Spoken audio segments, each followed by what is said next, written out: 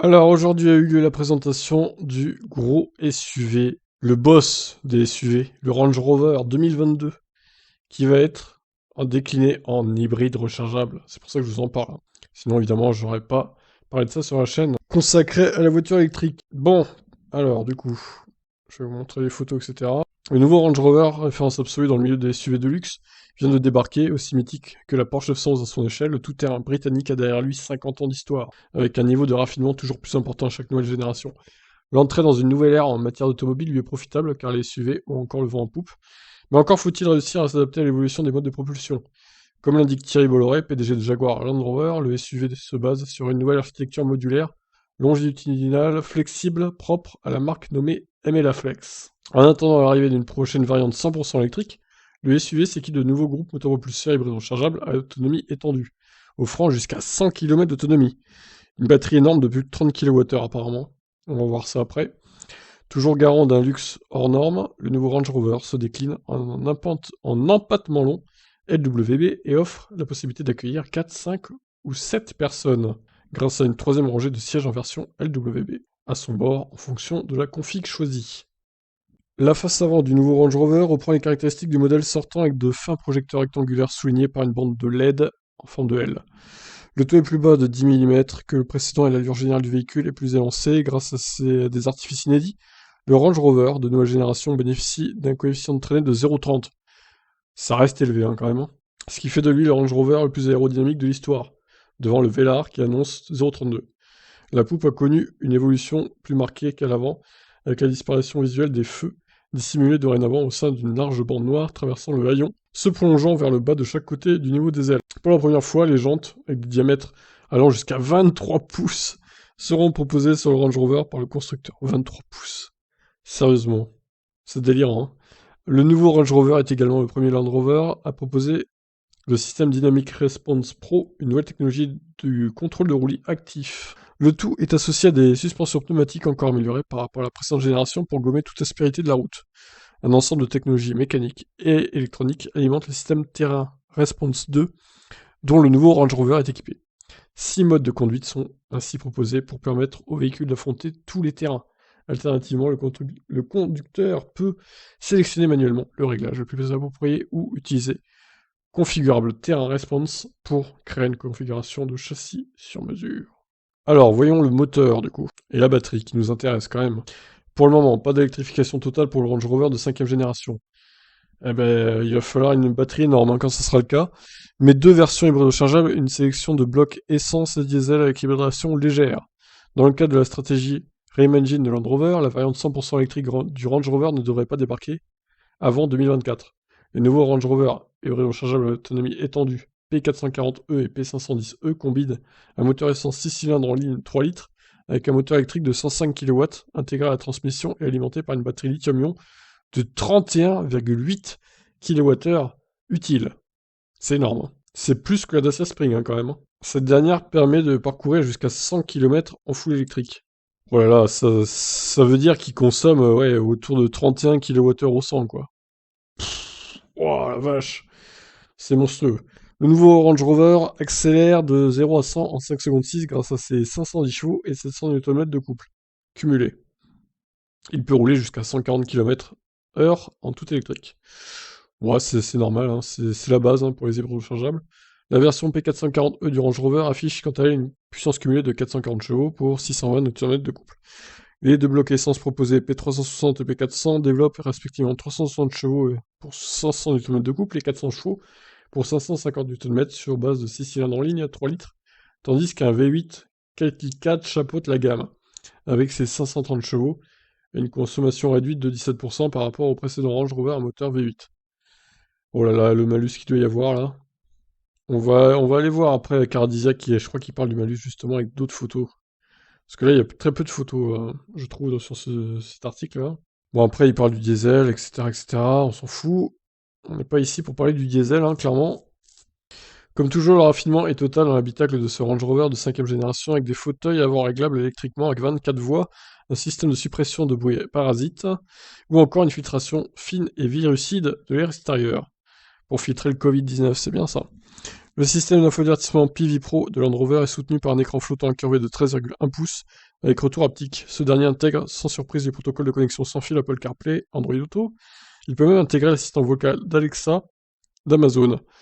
La bonne surprise, c'est le choix des commandes physiques pour la clim, le constructeur n'ayant pas fait le choix de la facilité en intégrant le tout à l'écran central. PV Pro fonctionne en harmonie avec le nouvel écran semi-flottant de 13,7 pouces, entièrement personnalisable, placé derrière un nouveau volant.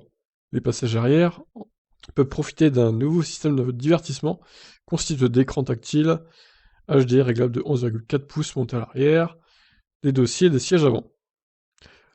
Le nouveau SUV de luxe britannique se décline toujours en finition SE, HSE et autobiographie, tandis qu'un modèle de lancement First Edition basé sur la version la plus haut de gamme sera dispo pendant la première année de production. Encore plus exclusif, le nouveau Range Rover SV sera quant à lui décliné en 3 variantes offrant un niveau de luxe particulièrement élevé: SV Serenity, SV Intrepid, SV Signature. Déjà dispo à la commande au Royaume-Uni à partir de 94 400 livres, le nouveau Land Rover devrait être proposé à un prix d'Apple supérieur à 100 000 € en France.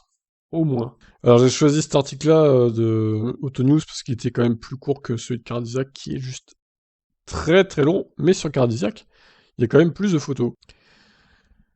Ici la version actuelle, et après la version donc nouvelle version 2022.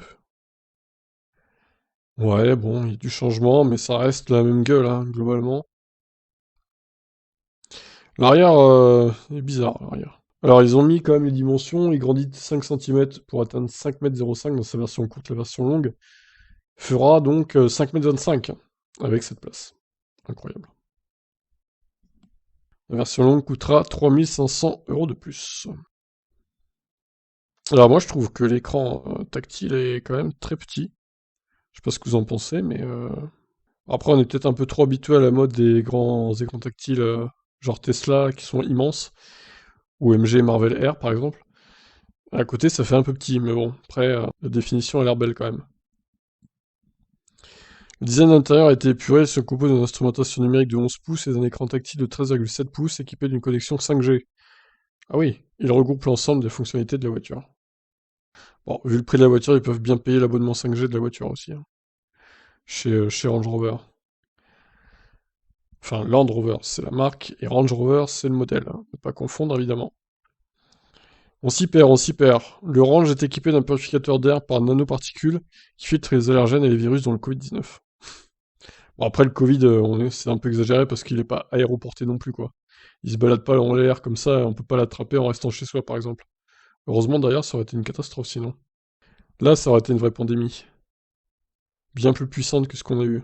Donc voici ouais, les petits écrans tactiles hein, pour les passages arrière. Oh, c'est le full luxe, là, franchement, ouais. Bon, après, voilà, encore une fois, c'est réservé à une certaine élite, hein, on va pas se mentir, donc... est-ce qu'on a vraiment besoin de ce genre de véhicule? Est-ce que l'humanité a vraiment besoin de ce genre de véhicule? Je vous pose la question. Même si c'est évidemment un peu électrique, avec une grosse batterie, donc qui va un peu limiter la casse niveau pollution, c'est vrai que 31 kWh, c'est beaucoup quand même, hein, c'est bien. Mais bon, il consomme tellement, faut dire aussi que au final, tu peux faire à peine 100 km sur une charge, quoi. Avec une telle batterie, c'est un peu dommage. Le volume de coffre aussi de 725 à 1120 litres sur la version courte, avec une double ouverture de haillons. La partie inférieure peut supporter une charge de 150 kg. Très bien. Ah oui, alors, la capacité totale de la batterie, c'est 38,2 et 31,8 utile, quoi. C'est énorme, putain. Il y a plus de 6 kWh de buffer, c'est beaucoup quand même, hein. Pour une si petite, enfin, pour une si petite batterie, on va dire, hein, entre guillemets. Alors attendez, parce que là, du coup, il parle de 32,8 plus bas. Donc là, faut savoir, est-ce qu'ils ont inversé 38,2 et 32,8 je sais pas. Je sais pas qui croire, du coup, là. C'est pas clair, hein. Ah oui, alors voilà, le fameux malus V8, 40 000 € de malus. Oh là là. La 5ème génération de Range Rover sera dispo à la commande en France dès le début de l'année, pour un prix de départ de 122 600 €. Finition SE. Ah bah voilà, on a le prix là. Équipé d'un moteur diesel 250. C'est délirant, franchement. Le V8 superchargé de 530 chevaux sera également disponible au lancement pour un prix de départ de 139 000 €, auquel il faudra ajouter 40 000 de malus. Taxe sur le poids comprise, ce qui nous fait 179 000 €. Rien que ça. Magnifique. Les 6 cylindres essence et diesel micro-hybridés, ainsi que les versions hybrides rechargeables, viendront compléter l'offre courant 2022 en France. Environ 3500 € séparent le châssis long du courant. Bon, on va regarder quelques photos après, on va arrêter là quand même. Bon, alors c'est bien de leur part d'avoir mis en route une version hybride rechargeable. Il fallait, ça limitera un peu la casse niveau pollution. Après, voilà, je reste pas fan de ces gros SUV bien chers, bien luxueux. Ouais, c'est pas... Faudra arrêter avec ce genre de véhicule quand même. Va falloir arrêter si on veut que la planète ne sombre pas dans la pollution la plus totale. L'écran est vraiment petit hein, quand même. Pour 130 000 €, ça me ferait mal d'avoir une voiture avec un si petit écran. Mais bon, elle a d'autres atouts, hein, évidemment, mais... Bon, bref. Qu'est-ce que vous en pensez de ce genre de véhicule, du coup? Est-ce qu'on doit arrêter avec ce genre de voiture? On doit arrêter de les produire? Ou est-ce que ça doit continuer en full électrique? Bon, bah écoutez, voilà. Magnifique. Qu'est-ce que vous en pensez de ce genre de véhicule, du coup? Est-ce qu'il vous pourrait vous intéresser?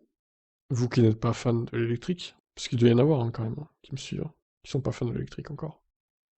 Ou alors ceux qui viennent juste voir un peu comment sera le nouveau Range Rover, qui du coup ne sont pas du tout calés sur l'électrique, et qui s'en foutent.